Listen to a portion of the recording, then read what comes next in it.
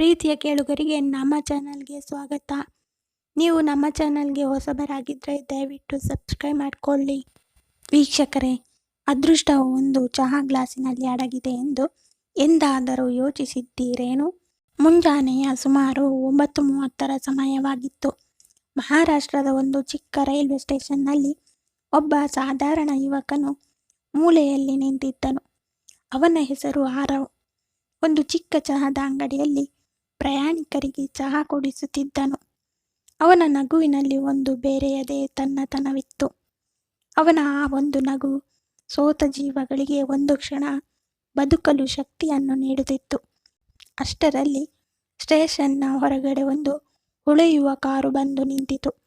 ಅದರಿಂದ ಒಂದು ಸುಂದರವಾದ ಹುಡುಗಿ ಇಳಿದಳು. ಅವಳ ಹೆಸರು ಅನ್ವಿ. ಅವಳು ನೋಡಲು ಯಾವುದೇ ಫಿಲ್ಮ್ ಹೀರೋಯಿನ್ಗಿಂತ ಕಡಿಮೆ ಏನೂ ಇರಲಿಲ್ಲ. ಅವಳು ನಿಧಾನವಾಗಿ ನಡೆಯುತ್ತಾ ಆರವನ ಚಹಾದ ಪೆಟ್ಟಿಗೆಯ ಬಳಿ ಬಂದಳು. ಮೊದಲು ಸ್ವಲ್ಪ ಹೊತ್ತು ಅವನನ್ನೇ ದಿಟ್ಟಿಸಿ ನೋಡತೊಡಗಿದಳು. ನಂತರ ಸ್ವಲ್ಪ ಮುಗುಳ್ನಗುತ್ತಾ ಹೇಳಿದಳು, "ಒಂದು ಕಪ್ ಚಹಾ ದೊರೆಯುವುದೇ?" ಆರವನು ಕೂಡ ತುಂಬ ಪ್ರಾಮಾಣಿಕತೆಯಿಂದ ಚಹಾವನ್ನು ಸರ್ವ್ ಮಾಡಿದನು. ಮೊದಲ ಗುಟುಕು ಚಹಾವನ್ನು ಹೀರುತ್ತಿದ್ದಂತೆ ಅವಳ ಮುಖದಲ್ಲಿ ಮಂದಹಾಸ ಮೂಡಿತು. ಚಹಾ ಕುಡಿಯುತ್ತಾ ಅವಳು ಆರವನ ಜೊತೆ ಮಾತನಾಡತೊಡಗಿದಳು. ಚಹಾ ಕುಡಿಯುತ್ತಾ ನಗುತ್ತಾ ಯಾವುದೋ ರಾಜಕುಮಾರಿ ಸಾಮಾನ್ಯ ಜೀವನಕ್ಕೆ ಕಾಲಿಟ್ಟಿದ್ದಾಳೆ ಎನ್ನುವಂತೆ ತೋರುತ್ತಿತ್ತು. ಆದರೆ ಚಹಾ ಕುಡಿದ ನಂತರ ಅವಳು ಹೇಳಿದ ಮಾತನ್ನು ಕೇಳಿ ಎಲ್ಲರೂ ನಿಬ್ಬೆರಗಾಗಿ ಹೋದರು. ಈ ಮಾತಿನಿಂದ ಆರವನು ಒಮ್ಮೆ ಬೆಚ್ಚಿಬಿದ್ದನು. ಅವಳು ಹೇಳಿದಳು, "ನೀನು ನನ್ನನ್ನು ಮದುವೆಯಾಗುತ್ತೀಯಾ?" ಆರವು ಆಶ್ಚರ್ಯಚಕಿತನಾದನು. ಅವನಿಗೆ ಉಸಿರು ಕಟ್ಟಿದಂತಾಯಿತು. ಆರವ್ ಯೋಚಿಸಿದನು. ಅವನಿಗೆ ನಂಬಲು ಕೂಡ ಸಾಧ್ಯವಾಗಲಿಲ್ಲ.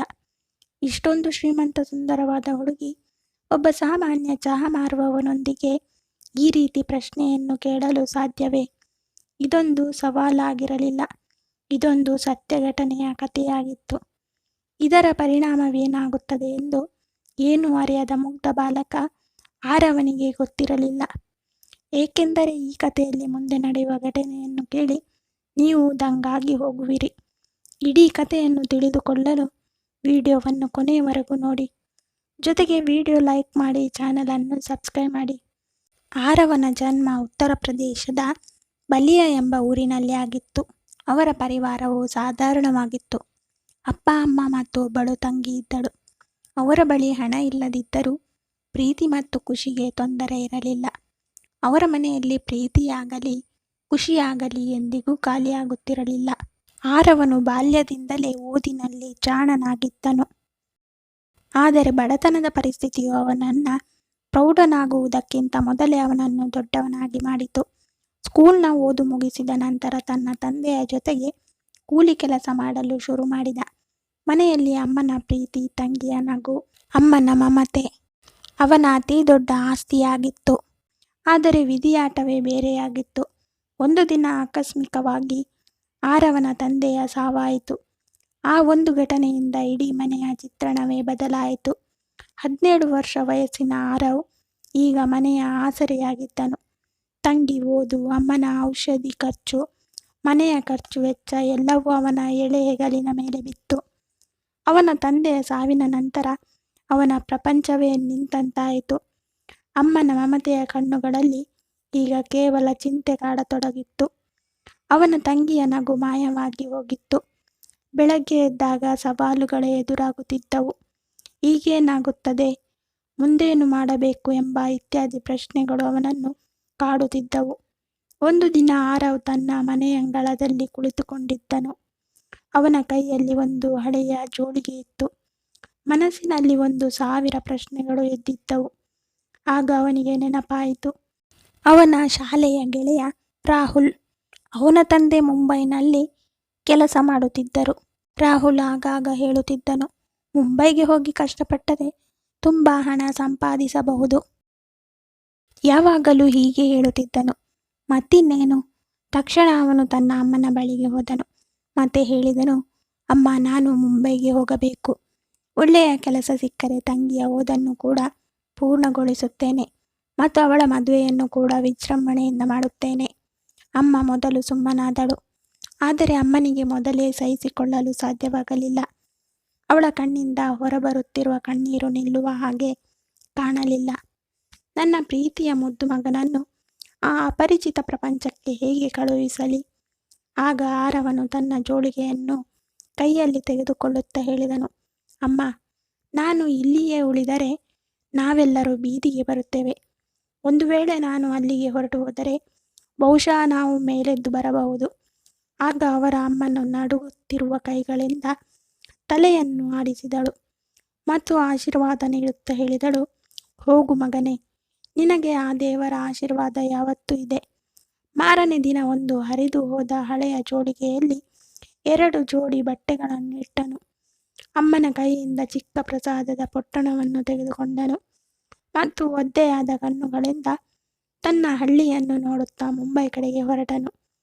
ಕನಸಿನ ನಗರ ಮುಂಬೈನ ಕಡೆಗೆ ಪ್ರತಿಯೊಬ್ಬರು ತಮ್ಮ ದೊಡ್ಡ ದೊಡ್ಡ ಕನಸುಗಳನ್ನು ಹೊತ್ತು ಬರುತ್ತಾರೆ.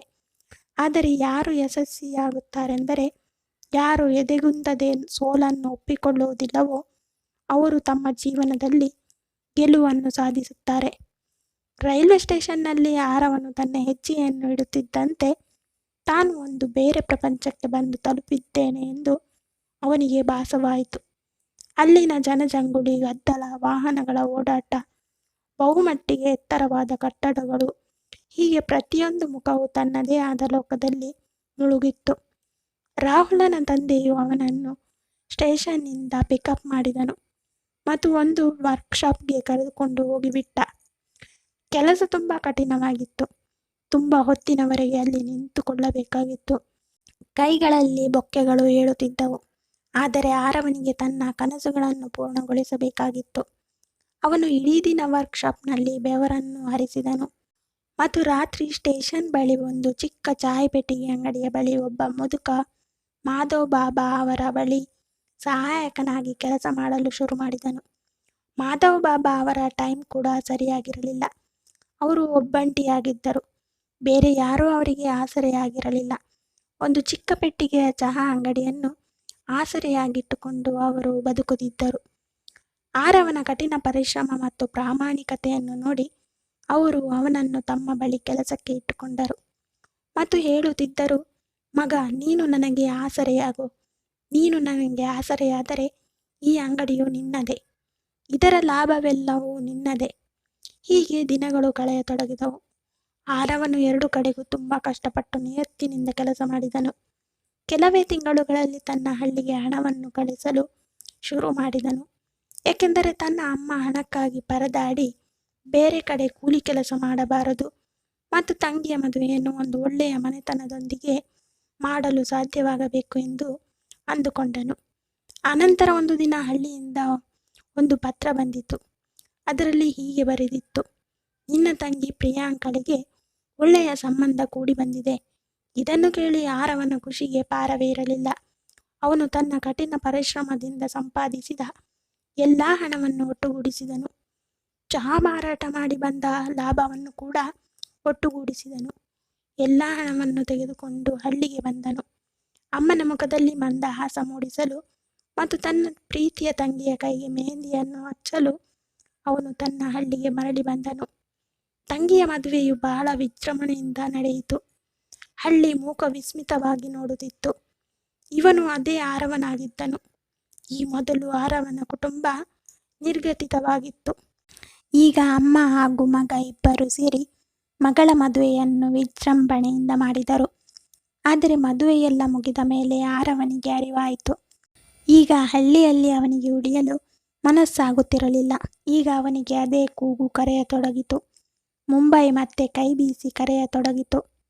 ಮುಂಬೈನ ಜನಜಂಗುಳಿ, ಚಹಾದ ಸುವಾಸನೆ, ಮಾಧವ್ ಬಾಬನ ಮಂದಹಾಸ. ಅವನು ತನ್ನ ಅಮ್ಮನ ಕಾಲಿಗೆ ಬಿದ್ದು ಹೇಳಿದನು, ಅಮ್ಮ, ನನಗೆ ಅಪ್ಪಣೆ ಕೊಡು. ನನ್ನ ಕನಸನ್ನು ನನಸಾಗಿಸಲು ಅವಕಾಶ ಮಾಡಿಕೊಡು. ಅಮ್ಮನು ಕಣ್ಣೀರು ತುಂಬಿದ ಕಣ್ಣುಗಳಿಂದ ಮಗನಿಗೆ ಆಶೀರ್ವಾದ ಮಾಡುತ್ತಾ ಹೇಳಿದಳು, ಹೋಗು ಮಗನೇ, ನಿನ್ನ ಹೆಸರಿನ ಪತಾಕೆಯನ್ನು ಹಾರಿಸು. ಜಯದ ನಗೆ ಬೀರು. ಯಾವಾಗಲೂ ಭಗವಂತ ನಿನ್ನ ಜೊತೆಗೆ ಇರುತ್ತಾನೆ. ಮತ್ತು ಈ ಬಾರಿ ಆರವನು ಒಂದು ನಿರ್ಧಾರಕ್ಕೆ ಬಂದಿದ್ದನು. ಮುಂಬೈಗೆ ಮರಳಿದ ನಂತರ ಈಗ ಆರವನು ತನ್ನ ಇಡೀ ಗಮನವನ್ನು ಮುಂಬೈನ ಮಾಧವ್ ಬಾಬಾ ಅವರ ಚಹಾದ ಅಂಗಡಿಯ ಕಡೆಗೆ ಗಮನವಿಟ್ಟನು. ಅವನು ದಿನವಿಡೀ ನಿಯತ್ತಿನಿಂದ ಕಠಿಣ ಪರಿಶ್ರಮದಿಂದ ಕೆಲಸ ಮಾಡುತ್ತಿದ್ದನು. ಗ್ರಾಹಕರಿಗೆ ಚಹಾ ಮಾಡಿ ಕುಡಿಸುತ್ತಿದ್ದನು.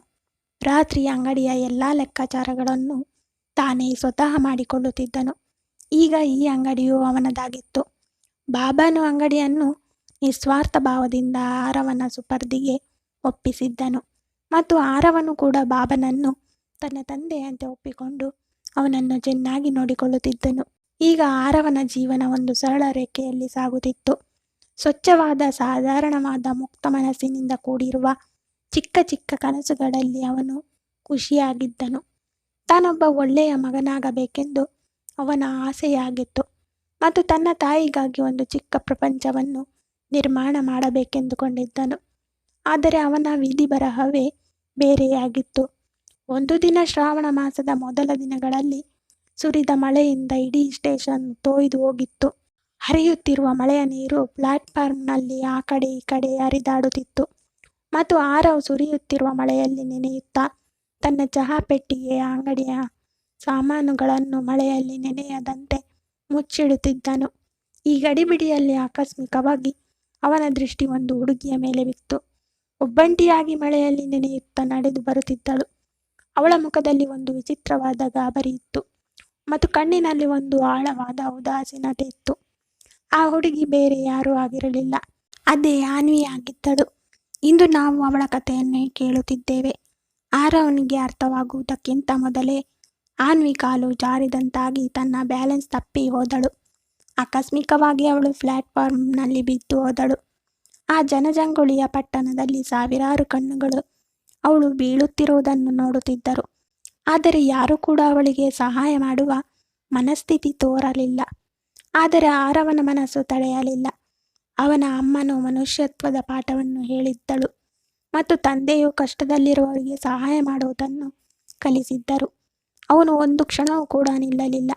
ಪೂರ್ತಿ ಶಕ್ತಿಯೊಂದಿಗೆ ಅವನು ಓಡೋಡಿ ಬಂದನು. ಆನ್ವಿಯನ್ನು ತನ್ನ ಬಾಹುಗಳಲ್ಲಿ ಎತ್ತಿಕೊಂಡನು. ಅವಳ ದೇಹ ಸ್ವಲ್ಪ ನಡುಗುತ್ತಿತ್ತು. ಅವಳ ತುಟಿಗಳು ಕಪ್ಪಾಗಿದ್ದವು. ಆಗ ಆರವನು ಹತ್ತಿರದಲ್ಲಿ ನಿಂತ ಕೆಲವರಲ್ಲಿ ಸಹಾಯ ಕೇಳಿದನು. ಆದರೆ ಪ್ರತಿಯೊಬ್ಬರೂ ತಮಗೆ ಸಂಬಂಧ ಇಲ್ಲದವರಂತೆ ಮೂಗು ಮುರಿದು ಅಲ್ಲಿಂದ ಹೊರಟು ಹೋದರು. ಒಬ್ಬೊಬ್ಬರಿಗೆ ತಮ್ಮ ಜೇಬು ಒದ್ದೆ ಆಗಬಹುದೆಂದು ಕಾಳಜಿ ಇತ್ತು. ಒಬ್ಬೊಬ್ಬರಿಗೆ ತಾವು ಕಾಯಿಲೆ ಬೀಳಬಹುದೆಂಬ ಹೆದರಿಕೆ ಇತ್ತು. ಆದರೂ ಆರವ್ ಸೋಲೊಪ್ಪಿಕೊಳ್ಳಲಿಲ್ಲ. ಒದ್ದೆಯಾದ ಬಟ್ಟೆಗಳಿಂದ ನಡುಗುತ್ತಿರುವ ಕೈಗಳಿಂದ ಒಂದು ಆಟೋಗೆ ಕೈ ಚಾಚಿದನು ಮತ್ತು ನೇರವಾಗಿ ಹತ್ತಿರದಲ್ಲೇ ಇರುವ ಒಂದು ಚಿಕ್ಕ ಹಾಸ್ಪಿಟಲ್ ಕಡೆಗೆ ದೌಡಾಯಿಸಿದನು. ಹಾಸ್ಪಿಟಲ್ನ ಡಾಕ್ಟರ್ ಎಲ್ಲಕ್ಕೂ ಮೊದಲು ಟ್ರೀಟ್ಮೆಂಟ್ ನೀಡಲು ಹಣ ಕಟ್ಟಬೇಕೆಂದು ಹೇಳಿದರು. ಆರವನು ಒಂದು ಕ್ಷಣ ತಡ ಮಾಡದೆ ತನ್ನ ಜೇಬಿನಲ್ಲಿದ್ದ ಹಣವನ್ನು ಹೊರತೆಗೆದನು. ಆ ಹಣವನ್ನು ಅವನು ತನ್ನ ಅಮ್ಮನಿಗೆ ಈ ತಿಂಗಳು ಕಳುಹಿಸಲು ಕೂಡಿಟ್ಟಿದ್ದನು. ಅವನಿಗೆ ಆ ಹುಡುಗಿಯ ಪ್ರಾಣವು ಹಣಕ್ಕಿಂತ ಹೆಚ್ಚಾಗಿತ್ತು. ಡಾಕ್ಟರ್ ಚಿಕಿತ್ಸೆಯನ್ನು ಶುರು ಮಾಡಿದರು. ಆರವ ಅಲ್ಲೇ ಕುಳಿತುಕೊಂಡಿದ್ದನು. ಅವನು ಒದ್ದೆಯಾಗಿದ್ದನು, ಆಯಾಸಗೊಂಡಿದ್ದನು.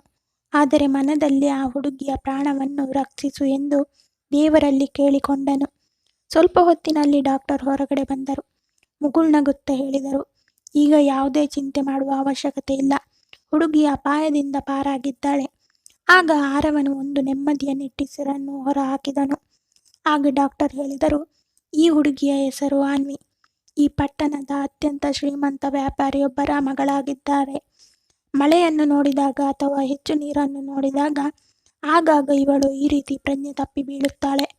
ಅವಳ ಜೀವನದಲ್ಲಿ ನಡೆದ ಒಂದು ಹಳೆಯ ಘಟನೆಯು ಅವಳನ್ನು ಈ ರೀತಿ ಆಗುವಂತೆ ಛಿದ್ರ ಮಾಡಿತು.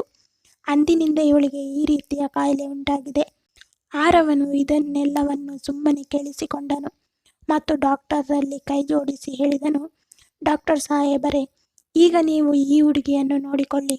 ನಾನು ಅಂಗಡಿಗೂ ಕೂಡ ಹೋಗಬೇಕು ಎಂದು ಹೇಳಿ ಆರವನು ಯಾವುದೇ ಬಹುಮಾನಕ್ಕಾಗಿ ಕಾಯದೆ ಅಥವಾ ತನ್ನ ಗುರುತು ಪರಿಚಯವನ್ನು ಹೇಳಿಕೊಳ್ಳದೆ ತನ್ನ ಚಹಾದ ಅಂಗಡಿಯ ಕಡೆ ಹೊರಟನು. ಅವನಿಗೆ ತಾನು ಮಾಡಿದ ಉಪಕಾರಕ್ಕಾಗಿ ಪ್ರತಿಫಲವಾಗಲಿ, ಸುದ್ದಿಯಲ್ಲಿರುವುದಾಗಲಿ ಅಥವಾ ದೊಡ್ಡ ವ್ಯಕ್ತಿಯ ಹೊಗಳಿಕೆಯಾಗಲಿ ಬೇಕಾಗಿರಲಿಲ್ಲ. ಅವನಿಗೆ ಒಬ್ಬ ವ್ಯಕ್ತಿಯ ಪ್ರಾಣವನ್ನು ಉಳಿಸುವುದೇ ಎಲ್ಲಕ್ಕಿಂತ ದೊಡ್ಡದಾಗಿತ್ತು. ಅಥವಾ ಹಾಸ್ಪಿಟಲ್ನಲ್ಲಿ ಆನ್ವಿಗೆ ಪ್ರಜ್ಞೆ ಬಂದಾಗ ಎಲ್ಲಕ್ಕೂ ಮೊದಲು ಅವಳಿಗೆ ಅದೇ ಮಾತುಗಳು ಎಚ್ಚರವಾದವು. ಧೈರ್ಯ ಕೆಡಬೇಡ, ಎಲ್ಲವೂ ಸರಿಯಾಗುತ್ತದೆ ಎಂಬ ಮಾತುಗಳು ಅವಳ ಕಿವಿಯಲ್ಲಿ ಗುಯಿಂಗುಡತೊಡಗಿದವು. ಆಗ ಅವಳಿಗೆ ಆ ಚಹಾ ಮಾರುವವನೇ ತನ್ನನ್ನು ರಕ್ಷಿಸಿದ್ದಾನೆ ಎಂದು ಅರ್ಥವಾಯಿತು. ಅವಳ ಕಣ್ಣಿಂದ ಕಣ್ಣೀರು ಸುರಿಯಿತು. ಅಂದಿನಿಂದ ಅವಳ ಹೃದಯದಲ್ಲಿ ಒಂದು ಹೇಳಿಕೊಳ್ಳಲಾಗದ ವೇದನೆ ಶುರುವಾಯಿತು. ಅದೇನೆಂದು ಅವಳಿಗೆ ಸ್ವತಃ ಅರ್ಥವಾಗಲಿಲ್ಲ, ಅಥವಾ ಪ್ರಪಂಚ ಇದನ್ನು ಅರ್ಥ ಮಾಡಿಕೊಳ್ಳಲು ಸಾಧ್ಯವಿರಲಿಲ್ಲ. ಆ ದಿನದ ನಂತರ ಎಲ್ಲವೂ ಕನಸಿನಂತೆ ಭಾಸವಾಯಿತು. ಆಗ ಅನ್ವಿ ತನ್ನ ತಂದೆ ಪ್ರಶಾಂತ್ ಮೆಹ್ರಾನ ಬಳಿ ಎಲ್ಲವನ್ನೂ ಹೋಗಿ ಹೇಳಿದಳು. ಮೊದಲಂತೂ ಪ್ರಶಾಂತ್ ಅವರು ಅಚ್ಚರಿಗೊಂಡರು. ಅವರ ಒಬ್ಬಳೇ ಮಗಳು, ಅದು ಕೂಡ ಒಬ್ಬ ಚಹಾ ಮಾರುವವನೊಂದಿಗೆ ಮದುವೆ ಮಾಡಿಕೊಳ್ಳಲು ಬಯಸಿದ್ದಾಳೆ. ಆದರೆ ಅವರು ಯಾವಾಗ ಅನ್ವಿಯ ಕಣ್ಣುಗಳಲ್ಲಿ ನಿಜವಾದ ಪ್ರೀತಿಯನ್ನು ನೋಡಿದರೋ ಆಗ ಅವರೇ ಸ್ವತಃ ಆರವನನ್ನು ಭೇಟಿಯಾಗಿ ಅವನ ಪ್ರಾಮಾಣಿಕತೆ, ನಿಷ್ಠೆಯನ್ನು ಮತ್ತು ಕಠಿಣ ಪರಿಶ್ರಮವನ್ನು ತಮ್ಮ ಕಣ್ಣಾರೆ ನೋಡಿದರು. ತಕ್ಷಣ ಅವರು ತಲೆಯನ್ನು ಬಗ್ಗಿಸಿ ಭಗವಂತನಿಗೆ ಧನ್ಯವಾದ ಹೇಳಿದರು. ಕನಿಷ್ಠವೆಂದರೂ ತನ್ನ ಮಗಳಿಗಾಗಿ ಒಬ್ಬ ಹೃದಯವಂತ ಸಿಕ್ಕಿದ್ದಾನೆ. ಪ್ರಶಾಂತ್ ಅವರು ಯಾವುದೇ ವಿರೋಧವನ್ನು ವ್ಯಕ್ತಪಡಿಸದೆ ತಕ್ಷಣ ಅನ್ವಿ ಹಾಗೂ ಆರವ್ನ ಸಂಬಂಧಕ್ಕೆ ಒಪ್ಪಿಗೆ ಸೂಚಿಸಿದರು. ಅವರು ಅನ್ವಿಯಲ್ಲಿ ಹೇಳಿದರು, ಒಂದು ವೇಳೆ ಆರವ್ ನಿನ್ನನ್ನು ಖುಷಿಯಾಗಿ ಇಡುತ್ತಾನೆ ಎಂದರೆ, ನೀನು ಅವನೊಂದಿಗೆ ಖುಷಿಯಾಗಿರುತ್ತೀಯ ಎಂದರೆ, ನನಗೆ ಇದಕ್ಕಿಂತಲೂ ದೊಡ್ಡ ಆಸ್ತಿ ಅಂತಸ್ತು ಯಾವುದಿದೆ? ಇತ್ತ ಕಡೆ ಆರವನ ಅಮ್ಮನಿಗೆ ಈ ವಿಷಯ ತಿಳಿದಾಗ ಅವರ ಕಣ್ಣಿನಿಂದ ಖುಷಿಯ ಕಣ್ಣೀರು ಹರಿಯತೊಡಗಿತು. ಅದು ದುಃಖದ ಕಣ್ಣೀರಾಗಿರಲಿಲ್ಲ, ಖುಷಿಯ ಕಣ್ಣೀರಾಗಿತ್ತು. ತನ್ನ ಮಗನ ಅದೃಷ್ಟಕ್ಕೆ ಅವಳು ಕುಣಿಯತೊಡಗಿದಳು. ಹಳ್ಳಿಯ ಅಮ್ಮನು ಒಮ್ಮೆ ತನ್ನ ಮಗನನ್ನು ಕೂಲಿ ಕೆಲಸಕ್ಕೆ ಕಳುಹಿಸಲು ಅಸಹಾಯಕಳಾಗಿದ್ದಳು. ಇಂದು ಕೋಟ್ಯಾಧಿಪತಿಯ ಅಳಿಯನ ಅಮ್ಮನಾಗಲು ಹೊರಟಿದ್ದಳು. ಭಗವಂತನು ಕೊನೆಗೂ ಅವಳ ಮಮತೆಯ ಮೌಲ್ಯವನ್ನು ಭರಿಸಿದ್ದನು. ಆನಂತರ ವಿಜೃಂಭಣೆಯಿಂದ ಆರವ್ ಹಾಗೂ ಅನ್ವಿಯ ಮದುವೆ ನಡೆಯಿತು. ಸ್ಟೇಷನ್ನ ಆ ಚಿಕ್ಕ ಚಹಾ ಮಾರುವವನನ್ನು ಝೀರೋದಿಂದ ಹೀರೋ ಮಾಡಲಾಯಿತು. ಎಲ್ಲ ನ್ಯೂಸ್ ಪೇಪರ್ಗಳಲ್ಲಿ ಹೆಡ್ಲೈನ್ನಲ್ಲಿ ಈ ವಿಷಯವನ್ನು ಪ್ರಕಟಿಸಲಾಯಿತು. ಒಬ್ಬ ಚಹಾ ಮಾರುವವನ ಪ್ರಾಮಾಣಿಕತೆಯು ಒಬ್ಬ ಕೋಟ್ಯಾಧಿಪತಿಯ ಹೃದಯವನ್ನು ಗೆದ್ದಿತು ಎಂಬ ಹೆಡ್ಲೈನ್ ನ್ಯೂಸ್ ಪೇಪರ್ಗಳಲ್ಲಿ ಮೂಡಿತು. ಆರವ್ ಈಗಲೂ ಬದಲಾಗಿರಲಿಲ್ಲ. ಅವನು ಅಲ್ಲೇ ಇದ್ದನು. ಅದೇ ಸಾಮಾನ್ಯ, ಅದೇ ಸಾದಾ, ಅದೇ ನೆಲದೊಂದಿಗೆ ಹೊಂದಿಕೊಂಡಿರುವ, ಆದರೆ ಹೃದಯದಿಂದ ಶ್ರೀಮಂತನಾಗಿರುವ ಅದೇ ವ್ಯಕ್ತಿಯಾಗಿದ್ದನು. ಮದುವೆಯಾದ ಮೇಲೆ ಪ್ರಶಾಂತ್ ಮೆಹ್ರಾ ಅವರು ತನ್ನ ಕಂಪನಿಗಳಲ್ಲಿ ಒಂದು ಕಂಪನಿಯನ್ನು ನಡೆಸಲು ಆರವನಿಗೆ ನೀಡಿದರು. ಆರವನು ಕೂಡ ಹಗಲು ರಾತ್ರಿ ಕಷ್ಟಪಟ್ಟು ತನಗೆ ನಡೆಸಲು ಕೊಟ್ಟ ಕಂಪನಿಯನ್ನು ತುಂಬ ಎತ್ತರಕ್ಕೆ ಕೊಂಡೊಯ್ದನು. ಈಗ ಅವನು ಕೇವಲ ಒಬ್ಬ ಒಳ್ಳೆಯ ಪತಿಯಾಗಿರದೆ ಒಬ್ಬ ಒಳ್ಳೆಯ ಮಗ, ಒಳ್ಳೆಯ ವ್ಯಕ್ತಿ, ಒಳ್ಳೆಯ ಅಳಿಯ ಕೂಡ ಆಗಿದ್ದನು. ಈಗ ಆರವ್ ಹಾಗೂ ಅನ್ವಿಯರ ಜೀವನದಲ್ಲಿ ಇಬ್ಬರು ಮಕ್ಕಳು ಜನಿಸಿದರು. ಇಬ್ಬರು ಮುದ್ದಾದ ಮಕ್ಕಳು ಅವರ ಜೀವನದಲ್ಲಿ ಖುಷಿಯ ಹೊಳೆಯನ್ನೇ ಹರಿಸಿದರು. ಮನೆಯಲ್ಲಿ ಖುಷಿ, ನಗು ತುಂಬಿ ತುಳುಕುತ್ತಿತ್ತು. ಆರವ್ ತನ್ನ ಅಮ್ಮನನ್ನು ಕೂಡ ತುಂಬ ಚೆನ್ನಾಗಿ ನೋಡಿಕೊಳ್ಳುತ್ತಿದ್ದನು. ಆ ಅಮ್ಮ ಒಮ್ಮೆ ತನ್ನ ಮಗನಿಗಾಗಿ ದೊಡ್ಡ ಕನಸನ್ನು ಹೊತ್ತಿದ್ದಳು. ಇಂದು ಆರಾಮವಾಗಿ ಆಕೆಯು ತನ್ನ ಮೊಮ್ಮಕ್ಕಳಿಗೆ ಕಥೆಯನ್ನು ಹೇಳುತ್ತಿದ್ದಳು. ಒಮ್ಮೊಮ್ಮೆ ಹಳ್ಳಿಯ ಹಿರಿಯರು ಮುಂಬೈಗೆ ಬರುತ್ತಿದ್ದರು. ಈತ ಅದೇ ಆರವ್ ಎಂದು ಅವರಿಗೆ ನಂಬಲು ಕೂಡ ಸಾಧ್ಯವಾಗಲಿಲ್ಲ. ಹಿಂದೊಮ್ಮೆ ಈತನಿಗೆ ಆಸರೆಯ ಅವಶ್ಯಕತೆ ಇತ್ತು. ಇಂದು ಈತನೇ ಹಲವಾರು ಜನರ ಆಸರೆಯಾಗಿದ್ದನು. ಆರವ್ ಎಂದಿಗೂ ತನ್ನ ಹಿಂದಿನ ಜೀವನವನ್ನು ಮರೆಯಲಿಲ್ಲ. ಕಷ್ಟವೆಂದರೆ ಏನು ಎಂದು ಅವನಿಗೆ ಗೊತ್ತಿತ್ತು. ಒಂಟಿತನವೇನೆಂದು ಅವನು ಅನುಭವಿಸಿದ್ದನು. ಆದ್ದರಿಂದ ಅವನು ಪ್ರತಿ ವರ್ಷ ಬಡ ಮಕ್ಕಳಿಗೆ ಸ್ಕಾಲರ್ಶಿಪ್ ನೀಡುತ್ತಿದ್ದನು. ಬಡವರಿಗೆ ಮುಕ್ತವಾಗಿ ಊಟ ತಿಂಡಿಗಳನ್ನು, ಚಹಾವನ್ನು ಹಂಚುತ್ತಿದ್ದನು. ಅವನು ಪ್ರಪಂಚದಿಂದ ಇದೇ ಪಾಠವನ್ನು ಕಲಿತಿದ್ದನು. ನಾವು ಸ್ವತಃ ಕತ್ತಲೆಯಲ್ಲಿ ಸಾಗಿದಾಗ ನಾವು ಬೇರೆಯವರಿಗಾಗಿ ದೀಪವಾಗಿ ಬೆಳಗಬಹುದು. ಇಂದು ಕೂಡ ಯಾವಾಗ ಮಳೆಗಾಲದ ಪ್ರಥಮ ಹನಿ ಬೀಳುತ್ತದೆಯೋ ಆಗ ಆರವ್ ಮತ್ತು ಅನ್ವಿ ಇಬ್ಬರು ಹಳೆಯ ರೈಲ್ವೆ ಸ್ಟೇಷನ್ನ ಚಹದ ಪೆಟ್ಟಿಗೆ ಅಂಗಡಿಯ ಕಡೆಗೆ ಮುಗುಳ್ನಗುತ್ತಾ ನೋಡುತ್ತಾರೆ. ಅಲ್ಲಿಯ ಒಂದು ಕಪ್ ಚಹಾವು ಎರಡು ಹೃದಯಗಳನ್ನು ಎಂದೆಂದಿಗೂ ಒಂದುಗೂಡಿಸಿತ್ತು. ನಾವು ಎಂದಿಗೂ ಬೇರೆಯವರಿಗೆ ಸಹಾಯ ಮಾಡುವುದಕ್ಕೆ ಹಿಂಜರಿಕೆ ಪಟ್ಟುಕೊಳ್ಳಬಾರದು. ಏಕೆಂದರೆ ನಮಗೆ ಗೊತ್ತಿಲ್ಲ, ನಮ್ಮ ಒಂದು ಚಿಕ್ಕ ಸಹಾಯವು ಎದುರು ಇದ್ದವರ ಇಡೀ ಜೀವನವನ್ನೇ ಬದಲಾಯಿಸಬಹುದು ಮತ್ತು ನಮ್ಮ ಇಡೀ ಜೀವನ ಕೂಡ ಬದಲಾಗಬಹುದು. ಒಂದು ವೇಳೆ ನೀವು ಆರವನ ಜಾಗದಲ್ಲಿ ಇದ್ದರೆ, ಯಾವುದೇ ಸ್ವಾರ್ಥವಿಲ್ಲದೆ ಯಾವುದೇ ಅಪರಿಚಿತ ವ್ಯಕ್ತಿಗಳಿಗೆ ಸಹಾಯ ಮಾಡುತ್ತಿದ್ದೀರೆ? ಅನ್ವಿ ಮತ್ತು ಅವರ ತಂದೆಯ ಬಗ್ಗೆ ನಿಮ್ಮ ಅಭಿಪ್ರಾಯವೇನು? ಅವಶ್ಯವಾಗಿ ಕಮೆಂಟ್ಸ್ ಬಾಕ್ಸ್ನಲ್ಲಿ ತಿಳಿಸಿರಿ. ಏಕೆಂದರೆ ನಿಮ್ಮ ಈ ಉತ್ತರದಿಂದ ಇಂದು ಕೂಡ ಈ ಜಗತ್ತಿನಲ್ಲಿ ಮನುಷ್ಯತ್ವ ಎನ್ನುವುದು ಎಷ್ಟು ಉಳಿದಿದೆ ಎಂದು ಅರಿತುಕೊಳ್ಳಲು ಸಾಧ್ಯ. ಜೊತೆಗೆ ನಮ್ಮ ಈ ಸತ್ಯ ಘಟನೆಯ ಕಥೆ ನಿಮಗೆ ಇಷ್ಟವಾಗಿದ್ದರೆ ಅವಶ್ಯವಾಗಿ ಒಂದು ಲೈಕ್ ನೀಡಿ ಮತ್ತು ನಮ್ಮ ಚಾನಲನ್ನು ಸಬ್ಸ್ಕ್ರೈಬ್ ಮಾಡಿ. ಕತೆ ಕೇಳಿದ್ದಕ್ಕಾಗಿ ಧನ್ಯವಾದಗಳು.